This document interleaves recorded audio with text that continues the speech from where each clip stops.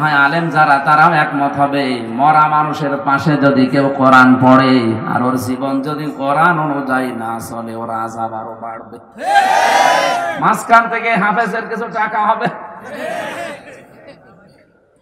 আপনার বাবার কোনো উপকার নেই, কারণ আপনার বাবা সারা জীবন চলেছে এর বিরুদ্ধে। হাফেজ আবু সাইদ না, আমির হামজা না, কাবা শরীফের ইমাম সোদাইসিকে নিয়ে এসে যদি বলেন একটু পড়ে দেন, ও যখন তেলাওয়াত শুরু করবে ওই আয়াত যাবে আপনার বাবার বিরুদ্ধে। কোরআনে কারিমে আল্লাহ জানিয়েছেন আমার সৃষ্টির পরিবর্তন করা শিরিক, কুফর। কেউ যদি আল্লাহর সৃষ্টি পাল্টিয়ে ফেলে সে কুফরি করে, সূরা নিসার ভেতরে আছে। আর নবীজি আয়াতের ব্যাখ্যা করতে গিয়ে জানিয়েছেন কোন নারী যদি পুরুষের সূরাত সিরাত ধরে এবং কোন পুরুষ যদি নারীর সূরাত সিরাত ধরে, তাহলে আল্লাহ নিজে তার উপরে লানত করে।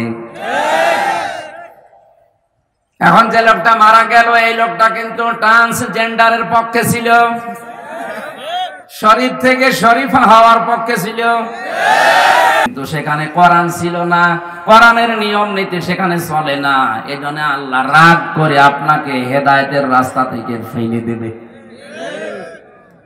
48,000 পীরের দরবার এই দেশে এখন। আমার তো যতটুকু বাস্তবতায় আমি দেখেছি, হাতে গোনা কয়েকটা দরবার বাদ দিয়ে অধিকাংশ দরবারে কোরআনের নিয়ম নীতি চলে না।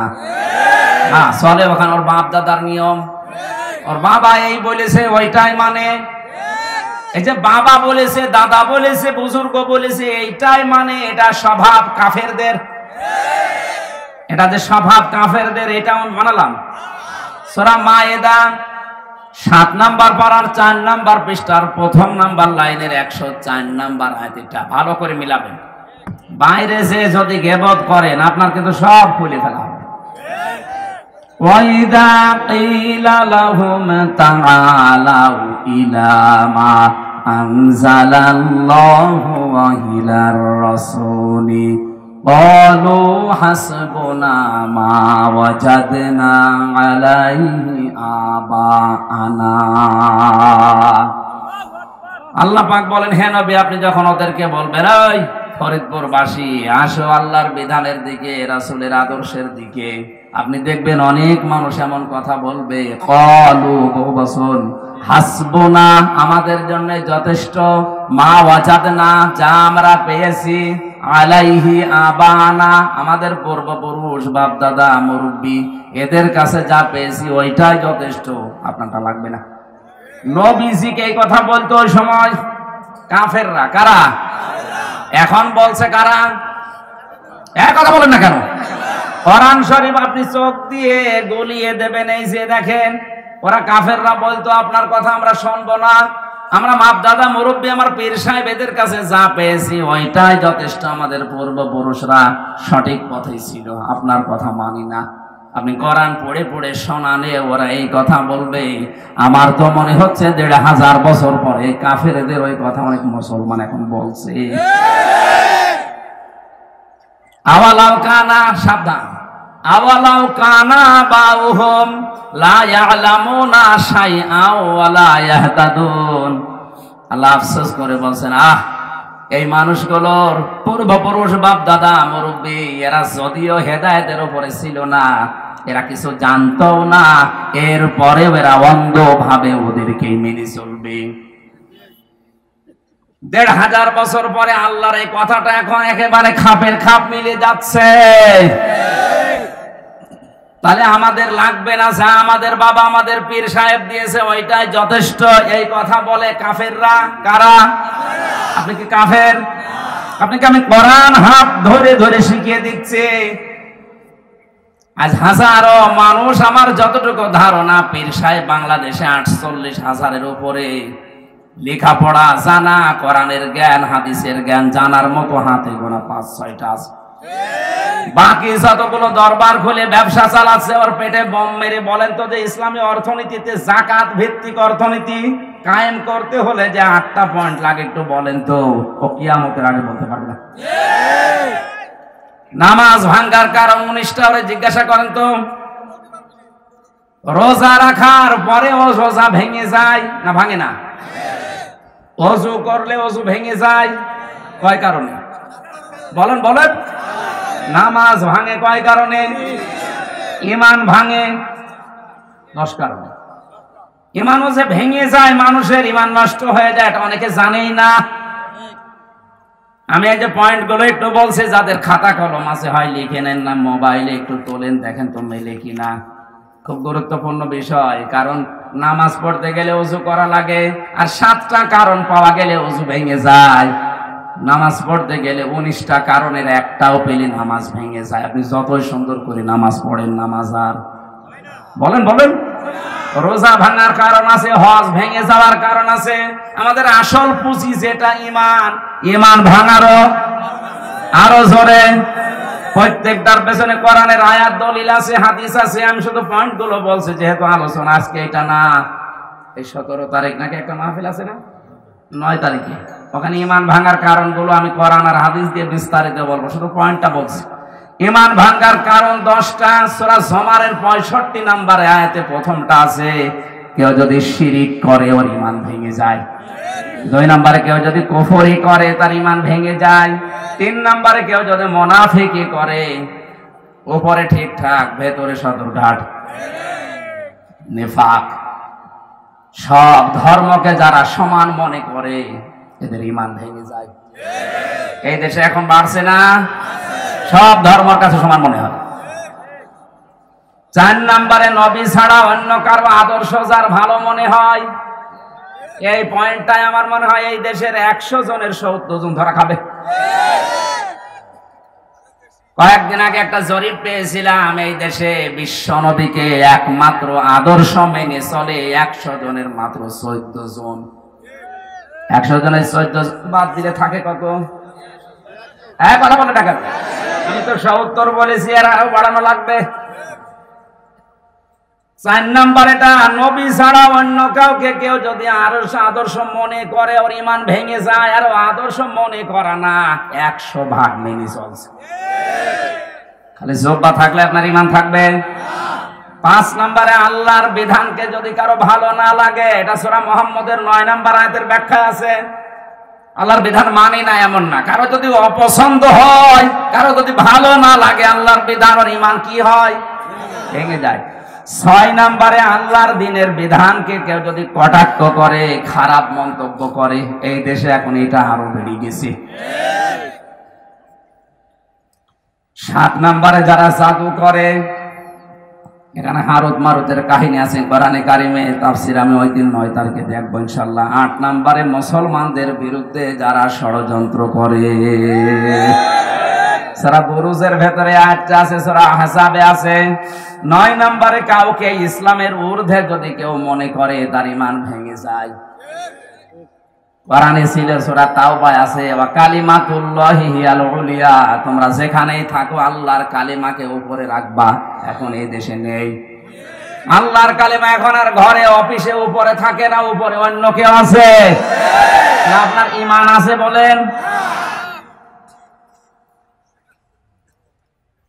আপনি উপরে লিখে রাখতে পারেন না দেওয়ালের পেছন যে আল্লাহু আকবার, লা ইলাহা ইল্লাল্লাহ, শব্দগুলো লিখে রাখতে পারেন না? কোন কারণে আপনি ওই জায়গায় আপনার মাকে, বাবাকে, ছেলেকে টাঙিয়ে রেখেছেন বলেন? এখানে কি বললাম? 9 নম্বরে, কাউকে ইসলামের ঊর্ধ্বে যদি কেউ মনে করে, সে তার ঈমান নষ্ট করে ফেলেছে। আর ঈমানই যদি না থাকে, আপনার নামাজ কাজে দেবে। 10 নম্বরটা ঝামেলা, এটা বলার দরকার নেই। এটা সূরা সেজদার 22 নম্বর আয়াতে আছে, ইসলামের কোন বিধানকে কেউ যদি ঘৃণা করে তার ঈমান সঙ্গে সঙ্গে নষ্ট হয়ে যায়। নারী পুরুষের সমান অধিকার আল্লাহ দিয়েছে। যে আয়াত পড়লাম সূরা নিসার 11 নম্বর আয়াত, এক পুরুষ যদি 2 টাকা পায়, মেয়ে পাবে 1 টাকা, সেটা সমান করার জন্য অনেকে উঠে পড়ে লেগেছে। আবার দাবিও করে আমি মুসলমান, তুই তো কাফেরের চাইতেও খারাপ। কোরআনে কারীম যারা শুনতে এসেছেন তাদেরকে আল্লাহ দায়িত্ব দিয়েছেন, হে নবী আপনি জীবিত মানুষদের সামনে পড়বেন, আর যারা শুনতে আসবে তাদের দায়িত্ব হচ্ছে এই কথাগুলো শোনার পরে বাড়ি যেয়ে তারা চিন্তা ভাবনা করবে। করবেন তো? আজকের আলোচনার বিষয় হচ্ছে কিয়ামতের ভয়াবহতা, খুব গুরুত্বপূর্ণ বিষয়। জবান খুলে কোরআনের সোনালী আয়াত পড়েন, আউযু বিল্লাহি মিনাশ শাইতানির রাজিম, বিসমিল্লাহির রহমানির রহিম, ওয়াত্তাকু ইয়াওমান তুরজাউনা ফীহি ইলাল্লাহ সুম্মা তুওয়াফফা কুল্লু নাফসিন মা কাসাবাত ওয়া হুম লা ইউযলামুন।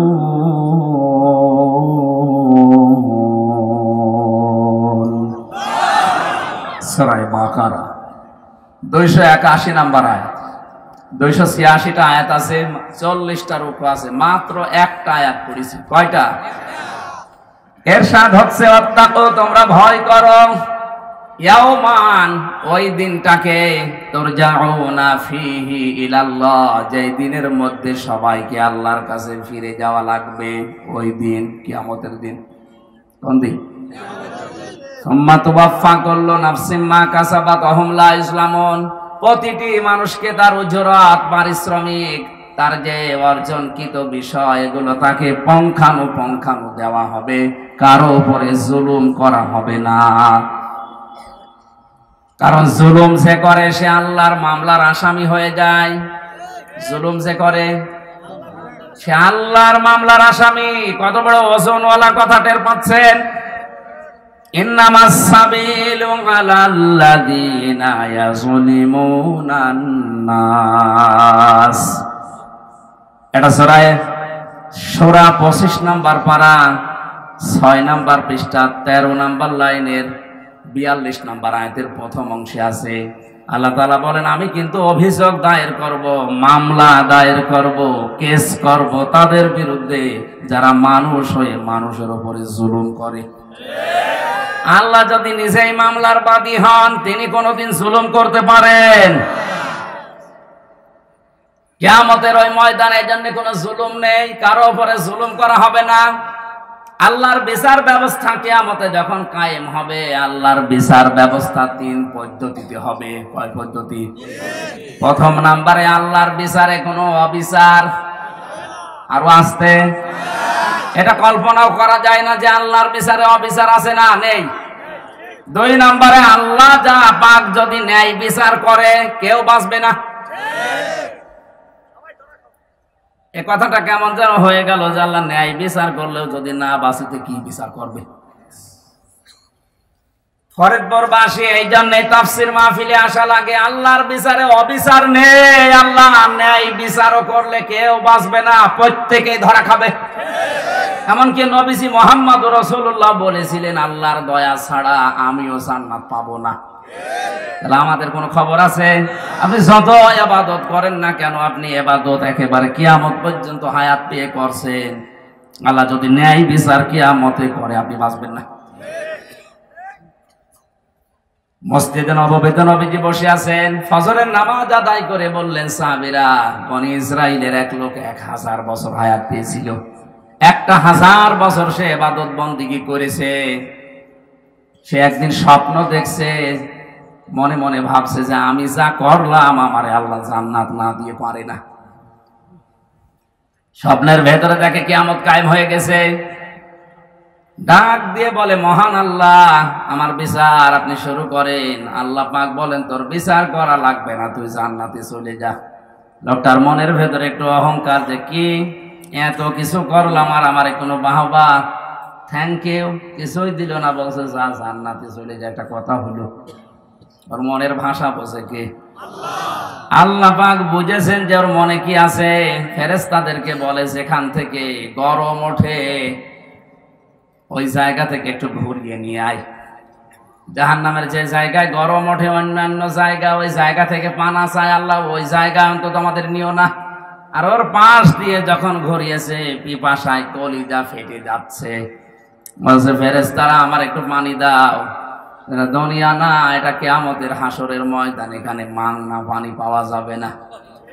ফেরি পানি দেওয়া যাবে না, যদি দিতে হয় তাহলে 500 বছরের ইবাদত আমাদের দাও। ঠিক আছে, পানি পান করার পরে প্রসাবের চাপ দিয়েছে, বলে একটু ব্যবস্থা করো, বলে না এখানে এরকম ব্যবস্থা নেই। ঘিরে দিতে পারে, কিন্তু বাকি 500 বছরের ইবাদত দেওয়া লাগবে। আমার জীবনই বাঁচে না, করবো কি নাকি দিয়ে। ঠিক আছে, পুরাটা দেওয়ার পরে আল্লাহ পাক বলেন, বান্দা 1 গ্লাস পানি ভেতরে ঢোকাইলে আর 1 গ্লাস বের করে দিবে। এতটুকুর কারণে 1000 বছরের ইবাদত সব দিয়ে দিয়েছো। 1000 বছরে কত গ্লাস পানি খেয়েছো বলো? প্রতি গ্লাসের বিনিময়ে 1000 বছরের ইবাদত দেওয়া লাগবে। তারপরে তুই আমার জান্নাতে যাবি। যা সেজদায় পড়ে গিয়ে বলে, রব্বুল আলামিন, তোমার দয়া ছাড়া, মাপ পাওয়া ছাড়া জান্নাত পাওয়া সম্ভব না। এই জন্য কিয়ামতের দ্বিতীয় পয়েন্টে আল্লাহ ন্যায় বিচার করলে কেউ পার পাবে? কেউ পার পাবে? প্রত্যেকে ধরা খাওয়া লাগবে। 3 নম্বরে বাঁচা যাবে যদি আল্লাহ মাফ করে দেয়। এই জন্য কাবা শরীফ যারা তাওয়াফ করে, 6ষ্ঠ চক্কর দেওয়ার সময় একটা দোয়া পড়ে, আল্লাহুম্মা ইন্না আলাইয়া হুকুকান ফীমা বাইনি ওয়া বাইনিকা। ডাক দিয়ে বলে, কাবার মালিক, আমি হাজির হয়েছি তোমার ঘরে, আমার সাথে তোমার সাথে অনেক দেনা পাওনা আছে। আমি বান্দা হিসাবে যা যা পাওনা সব তুমি আমাকে দিয়ে দিয়েছো। আমি সেই বীর্য থেকে শুরু করে আজ হামজা হয়েছি, আমি নেই থেকে শুরু করে আজ একে আজাদ হয়ে গেছি। আমার কিছুই ছিল না, এমনকি নাম পর্যন্ত আমার দুনিয়ায়। হালাতা আলাল ইনসানি হাইনুম মিনাদ দাহারি লাম ইয়াকুন শাইআম মাযকুরা। হে বান্দা, তোর জীবনে কি এমন দিন যায়নি যে সময় তোরে উল্লেখ করব এরকম কিছু ছিলি না? আজ তোর নাম, যশ, খ্যাতি, অর্থ সম্পদ সব তোকে দিয়েছে। এই জন্য কাবার গিলাফ ধরে বলা লাগছে, আল্লাহ আমি যা পাবো তুমি তো সব দিয়ে দিলে, কিন্তু তুমি আমার মালিক, আমার মতো গোলামের কাছে তোমার তো কিছু পাওনা আছে, আমি তো আজ পর্যন্ত তোমার কিছু দিতে পারিনি। একটু নিজের দিকে তাকিয়ে ভাবেন তো, এই মুহূর্তে যদি আপনি মারা যান, এখনই যদি আল্লাহ আপনাকে সামনে দাঁড় করিয়ে বলে, বেটা তোর সব কিছু আমি দিয়েছিলাম, তুই যে আমার গোলাম ছিলি, আমারে কি দিয়েছিস বল দেখি। তুই যতটুকু দিলি সবই তো ভ্রান্ত, একটাও মেলে না, সব ত্রুটি দিয়ে ভরা। সাহাবীরা এই কারণে কাঁদতেন, আমাদের তো কান্না আসে না, কারণ আমরা ওই সেন্সে নেই। খলিফাতুল মুসলিমিন হযরতে ওমরের জীবনী পড়েছিলাম। তার সন্তানটা ভর্তি করলেন মাদ্রাসায়। হযরতে আলী ওই সময় প্রধান বিচারপতি, তিনিও তার সন্তানকে ভর্তি করলেন মাদ্রাসায়। হোসাইন বারবার কলম ফেলে দিচ্ছিলেন, বারবার বলে, আব্দুল্লাহ তুলে দাও। 1 বার 2 বার 3 বার তুলে দেওয়ার পরে প্রেসিডেন্টের ছেলে তো রেগে গেছে, আর বারবার কলম তুলে দেব, আমি কি তোমার চাকর? হযরতে হোসেন বলে, তুমি তো শুধু চাকর না, খাদেম না, তুমি খাদেমের বাচ্চা, খাদেম। বাবার কাছে গিয়ে বলে, আব্বা আমি আর মাদ্রাসায় পড়বো না। হোসাইন আমাকে সহ তোমাকেও গালি দিয়েছে, ও বলেছে আমি নাকি খাদেমের বাচ্চা, খাদেম। হযরত ওমর বিচক্ষণ ছিলেন, ডাক দিয়ে বলে, সন্তান বিচার আমি জমার দিন করব। খুতবা দিচ্ছিলেন ইমাম হিসাবে, হঠাৎ তিনি দাঁড়িয়ে বললেন, হোসাইন আমার কাছে আসো। তুমি কি কালকে ক্লাসে আমার ছেলেটাকে খাদেমের বাচ্চা, খাদেম বলে গালি দিয়েছো? বলে, হ্যাঁ দিয়েছি। কেন দিলে? হযরত হোসেন বলে, খলিফা আপনি বুকে হাত দিয়ে বলেন তো, আপনি কি আমার নানার খাদেম ছিলেন না?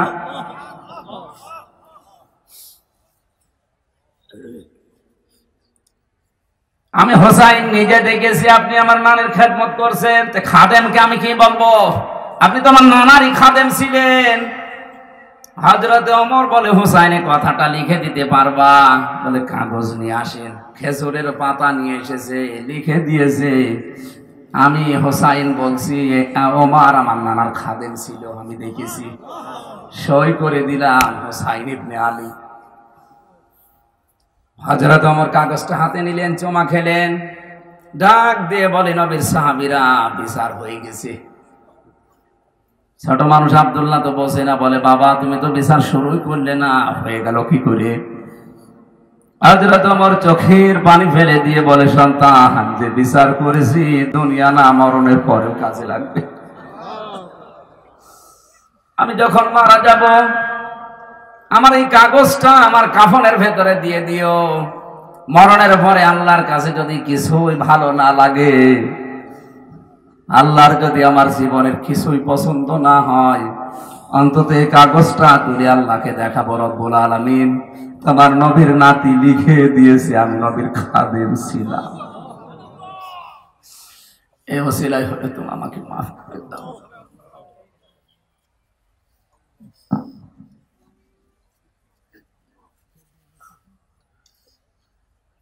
বাংলার মুসলমানেরা আমরা আছি কোন দুনিয়ায়, কোন ধান্দায়? তারাও তো মানুষই ছিল।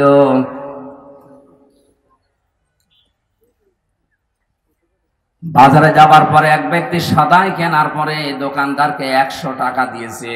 টাকা উলট পালট করে বলছে, ভাই এ টাকা চলে না, অচল, আপনি নিয়ে যান, অন্য সময় দেবেন। যেই বলেছে অচল, ও গিয়েছে অজ্ঞান হয়ে। লোকজনকে হুঁশ ফিরিয়ে বলে, কি দোকানদার আপনাকে মেরেছে? বলে না। আপনি অজ্ঞান হয়ে গেলেন কেন? লোকটা বলে, আমি অজ্ঞান হয়েছি এই কারণে টাকাটা দেওয়ার পরে উলট পালট করে দেখে ওর মাঝখানে যে দাগটা থাকা দরকার ওইটা নেই, এটা জাল টাকা। আমারে বলছে এটা অচল, চলে না, অন্য সময় দিয়ে যাবেন। আমি চিন্তা করলাম আমারও তো জীবনের একটা 100 টাকার নোট আছে, তার নাম হায়াত। আমার 50, 60, 70 বছরের হায়াত। এখনই যদি মারা যায়, মহান আল্লাহ যদি আমার হায়াতের দিকে তাকিয়ে বলে, বান্দা এটা অচল, এটা চলে না, কারণ এর ভেতরে শিরিক পাওয়া যায়, এর ভেতরে মা বাবাকে কষ্ট দিয়েছি এটা লেখা আছে, হারাম কামাই করেছি এটা লেখা আছে, বেপরদায় চলেছি এটা লেখা আছে, উলঙ্গ নাচতে গেছি এটা লেখা আছে, এ অচল, এইটা নিয়ে আমার জান্নাতে যাওয়া যাবে না। তখন আমার কি হবে এই চিন্তায় আমি সেন্সলেস হয়ে গেছি। কিয়ামতের বিচার ব্যবস্থা এত কঠিন অবস্থা হবে। ফাকাইফা তাত্তাকুনা ইন কাফারতুম ইয়াউমা ইয়াজআলুল বিলদানা শিবা। আল্লাহ পাক বলেন, কিয়ামতে এমন সালসালা অবস্থা পয়দা করব, যুবক মানুষ বুড়ো হয়ে যাবে। এই কঠিন অবস্থায় কঠিন দিন আমাদের সামনে আসে না নেই? এখনই সতর্ক হওয়া দরকার যেন আমি ধরা খেয়ে না যাই। হে আল্লাহ, তুমি বহু কিছু বান্দা হিসাবে আমাকে দিয়েই দিয়েছো, কিন্তু তুমি রব, আমি তোমার গোলাম, কিছুই দিতে পারিনি। তবে একটা পুঁজি আমার আছে, সে পুঁজিটার নাম হচ্ছে আল্লাহ, তোমার গাফফার নামের খাতিরে আমার মাফ করে। আল্লাহ যেন আমাদের মাফ করে দেন, বলেন আমিন।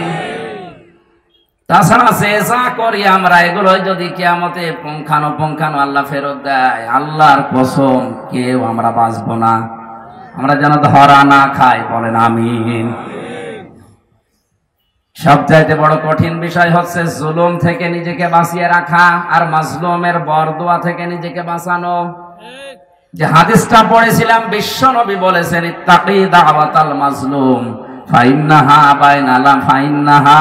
লাইসা বাইনাহু ওয়া বাইনাল্লাহি হিজাব। মুসলিম শরীফের হাদিস। হে পৃথিবীর মানুষেরা, মজলুমের বরদোয়া থেকে বেঁচে থাকবা। হয়তো তামাম দুনিয়ার মালিক হয়ে গেছো, কিন্তু মজলুমের বরদোয়া থেকে তুমি নিজেকে বাঁচাওনি। তোমার ধ্বংস হতে বেশি সময় লাগবে না। মজলুমের বরদোয়া আর আল্লাহর মাঝে কোনো পর্দা হিসাব থাকে না। অথচ এইটাই বাংলাদেশে এখন বেশি হচ্ছে। আমরা সবাই কম বেশি এখন মজলুম। কথা বলে না কেন? এই যে স্টেজটা, এই যে মঞ্চ, এই যে মেম্বার, এটার একটা আমানত আছে। এই আমানতটা আমি সঠিকভাবে ডেলিভারি আজ দিতে পারি না, আমি মজলুম হয়ে আছি। যারা শুনবে তারা শুনতেও এভাবে পারে না, ওরাও মজলুম হয়ে আছে।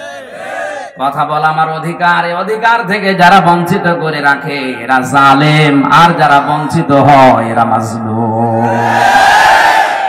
এজন্য মাজলুমের বরদোয়া থেকে বঞ্চিত নিজেকে মুক্ত রাখা দরকার।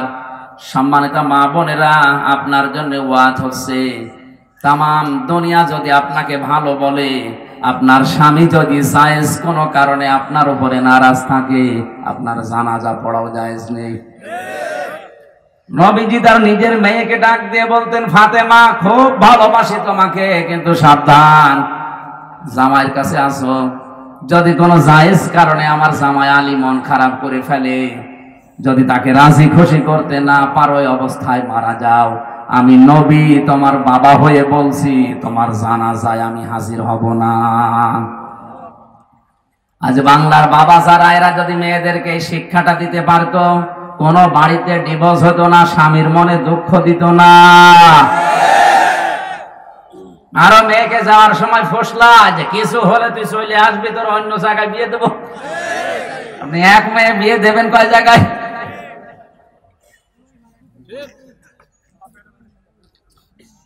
দুইজন মহিলাকে এই দুনিয়ায় স্মরণীয় করে রাখা হয়েছে একেবারে সবচাইতে বেশি। এই কান লাগা। এক নাম্বার মহিলার নাম হযরতে খাদিজা। এই পৃথিবীতে একজন মহিলাকে আল্লাহ শুধু সালাম দিয়েছিলেন স্বামী ভক্তির কারণে, তার নাম খাদিজা। আর একজন মহিলা স্বামী ভক্তি করেছিলেন, কিন্তু তার কথা মানেননি আল্লাহর বিরুদ্ধে থাকার কারণে, তাকে আল্লাহ শুধু সালাম দেননি, তার জন্য জান্নাতে একটা ঘর বানিয়েছিলেন, তার নাম আসিয়া।